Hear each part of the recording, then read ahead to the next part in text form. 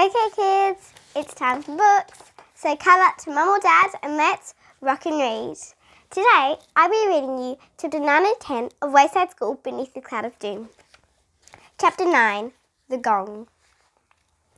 Louis the art teacher was filling a green ball with air when the cloud of doom cast its gloomy shadow over the schoolyard. He felt an eerie chill as he pushed down on his air pump. Suddenly there was a loud bang, and the next thing Louis knew, he was lying on the blacktop. He slowly sat up. He wiggled his fingers. He stuck out his tongue and moved it from side to side. He seemed to be okay.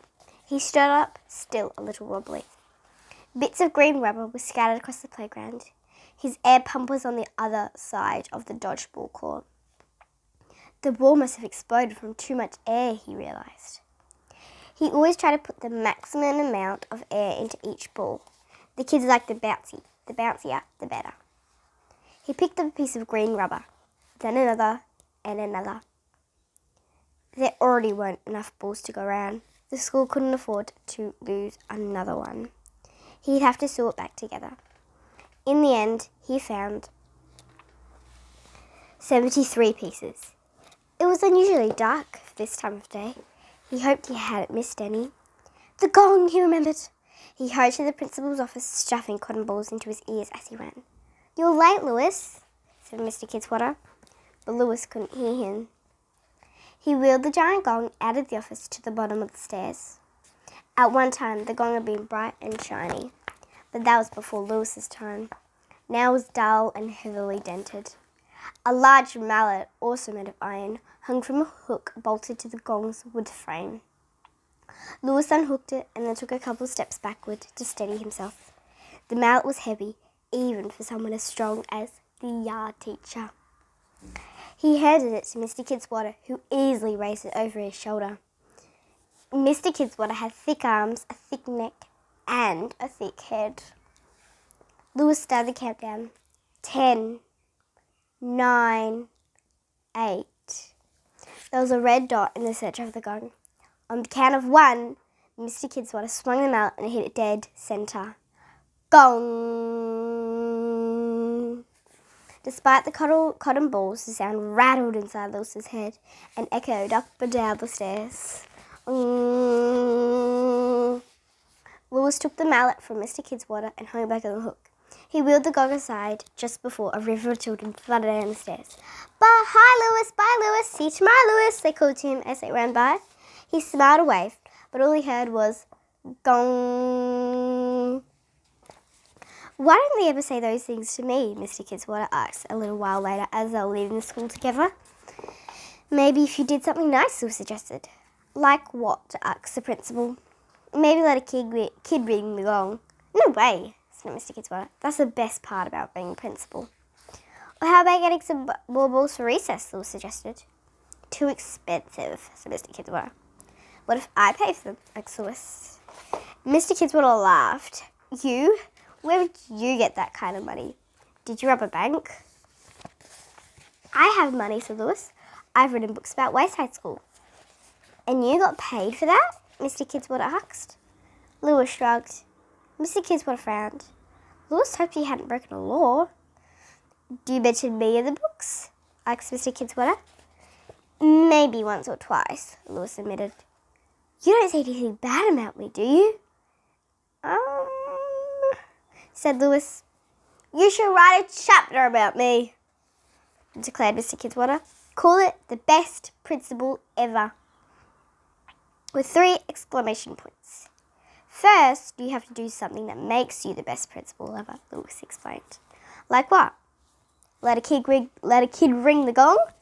This time, Mr. Kidswatter didn't snap at Louis. He was thinking about it.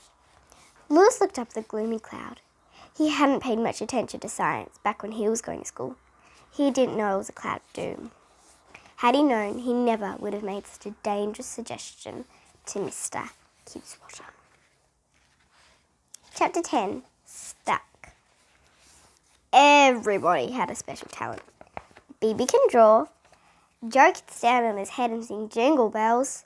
But this story isn't about BB or Joe. It's about Dana. Dana can make funny faces. Just by puffing up one cheek and raising the opposite eyebrow, she can make Jenny and Leslie crack up every time. Or there's the one she calls her goofball face. She puts her glasses on upside down, then she pulls down one corner of her mouth with her pinky finger, while with her other hand she tugs her earlobe. When Damien and Maya saw that one, they laughed so hard they bumped heads. Even Miss Jules laughed at Dana's funny faces. But you need to be careful, Dana, she warned. You don't want your face to get stuck that way. Dana wasn't worried about that. No matter how weirdly she stretched it, her face always bounced back. But that was before the cloud of doom settled over the school. It had been there a week now, even as other clouds drifted past. Each day it seemed to grow a little bit larger. Dana and Leslie were on the playground waiting for Jenny. It was recess and Jenny went to get Patches from Louis. Patches was the ball that Louis had blown up in more ways than one. Louis never found all the pieces and had to cut up an old yellow raincoat to fill in the gaps. Jenny, Leslie and Dana liked Patches the best because it was impossible to predict which way it would bounce. "Hey Dana, there's a giant worm on your foot," said John. Dana looked down at her sneaker.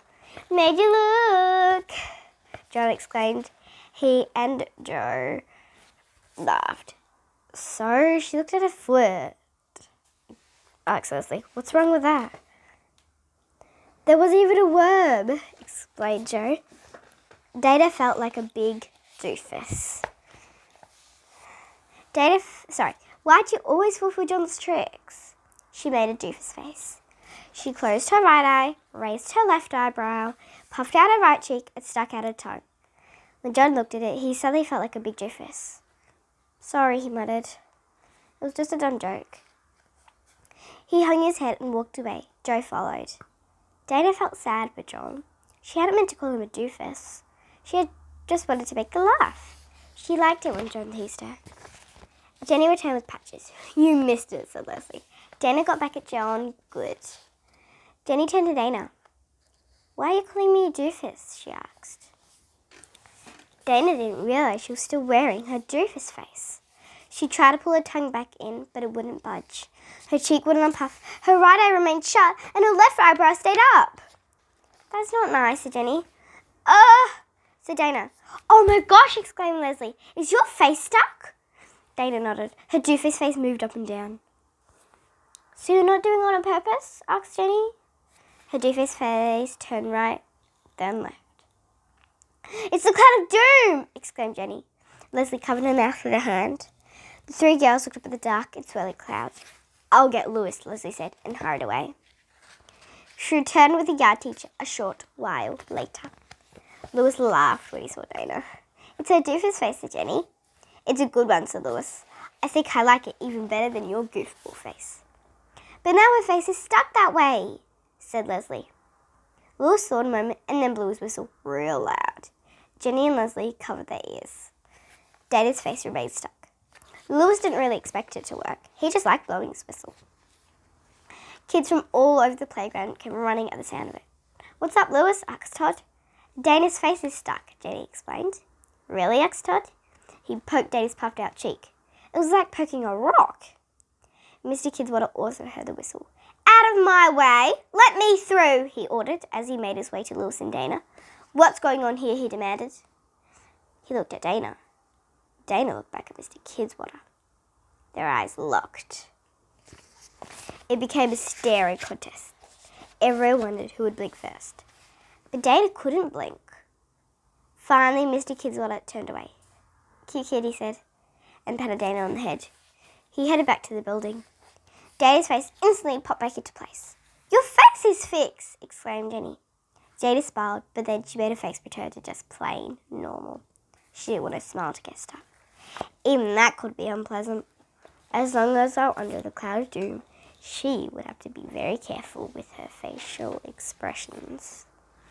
Mr. Kidswatter walked quickly back to his office. He shut the door behind him. He was sticking out his tongue, his left eye was shut tight, his right eyebrow was raised, and his left cheek was all puffed out. And that was chapter 9 and 10 of Wayside School Bees Inside a Gym. I hope you enjoyed it. Bye!